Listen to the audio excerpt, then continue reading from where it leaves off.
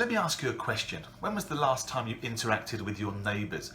Because this week I've got some interesting research that suggests doing so could be really good for your and their psychological well-being. My name is Jonathan Bradshaw and welcome to this week's Metology Minute.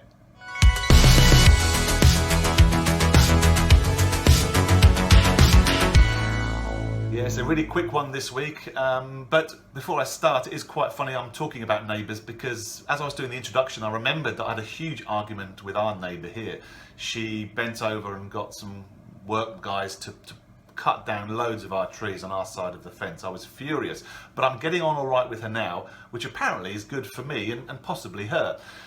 Bunch of research. I was reading an interesting article on Psychology Today about why having good neighbourly interactions is good for you.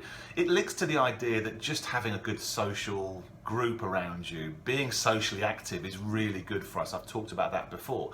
But in a number of studies, going back to the 70s, but as recently as 2015, researchers have been seeing the link, or trying to find out the link between neighbourly interactions and psychological wellness in those people in their middle age and older. And there was a link. So people who had not so much or lower interactions with neighbours, didn't feel part of that community and get to have those interactions, they were deemed to have lower levels of psychological wellness. So get to know your neighbours, interact with them. It could be good for your long-term health. Bit of a strange one this week, but a bit of fun as well. We've done a lot of stuff on Zoom and COVID, so a bit more fun stuff this week. And I'll be back in a week's time with another Metology Minute, exploring the fascinating psychology powering human interaction. See you next week. Until then, take care. Bye-bye.